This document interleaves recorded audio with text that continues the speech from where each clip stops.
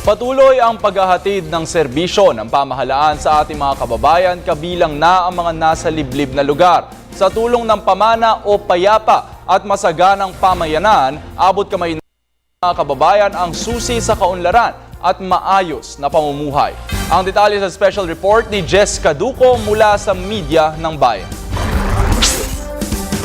Pundasyon ng Pamalang Aquino ang bukas at tamang paggugol ng pera ng bayan. Konseptong kaakibat sa paniniwalang naging sandigan, kung walang kurap, walang mahirap.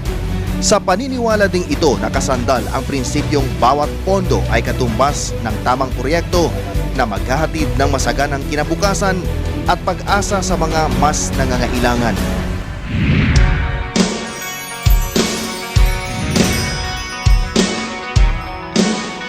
Camarines Norte ang itinuturing gateway ng Bicol Region. May masaganang pamumuhay, magandang mga daan, maging mga tanawin sa paligid nito. Ngunit sa kabila nito ang mga nakatagong kahirapan at salat sa kaunlaran ng buhay ng mga nasa tagong lugar at nasa kabundukan.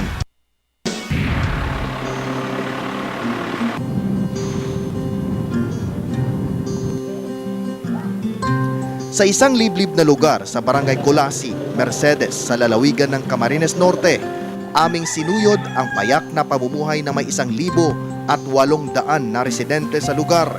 Malayo sa kabihasnan at pangingisda lamang ang pangunahing kabuhayan ng mga taga rito. May ilang produkto din ng palay, niyog at abaga.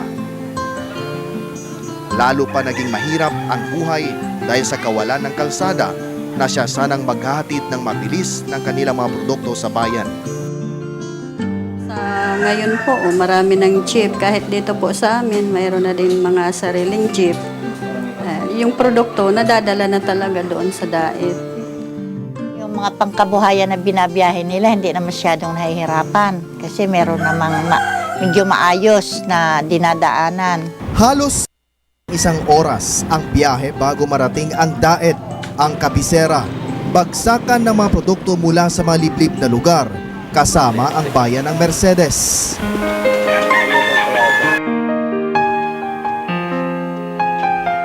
Tahimik ang pamumuhay ng lahat, ngunit sa kabila ng katahimikang ito, ang matagal nang isinisigaw ng inaasam na kaunlaran.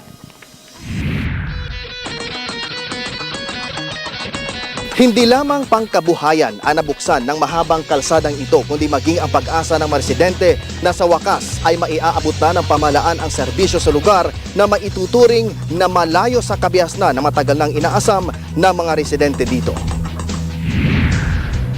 May habang 2.55 kilometrong konkretong daan na nagsisilbing mabilis na daluyan ng komersyo, papasok at labas ng barangay. Ang proyektong ito ay bahagi ng payapa at masaganang pamayanan o pamana ng the Presidential Advisor on the Peace Process o OPAP. Nabuo ang konseptong ito upang maihatid sa mga liblib na pamayanan ang kaunlaran na siyang magiging susi ng kapayapaan. Tanggap nila yun. Masaya sila syempre kasi talagang malaking tulong na po yun, lalo na ngayon pag may mga emergency cases po. Mas malaking tulong na din yan siya dito sa mga namamarangay na inaabutan ng magandang kalsada. Natuwa kayo na... Natuwa naman, sir, kasi kahit papaano, may malaking na itutulong mga nasa taas. Maliban sa Farm to Market Road, meron tayong mga bridge project, meron tayong mga electrification, meron tayong mga construction ng multipurpose pavement, meron tayong construction ng mga daycare center, barangay health center, school buildings, meron din tayong irrigation facilities construction. No? May kabuang pondo ang babot sa 20 milyong piso, simpleng daan. Ngunit abot langit ang pasalamat ng mga residente na sa simpleng daang ito ang siyang nagbigay ng kaginhawaan at pag-asa na sa matagal na panahong ngayon lamang nagkaroon ng katuparan. Ang kapirasong proyektong ito ang karugtong na ng pag-asa ng mga batang nagsisimulang bumuo ng kanilang mga pangarap.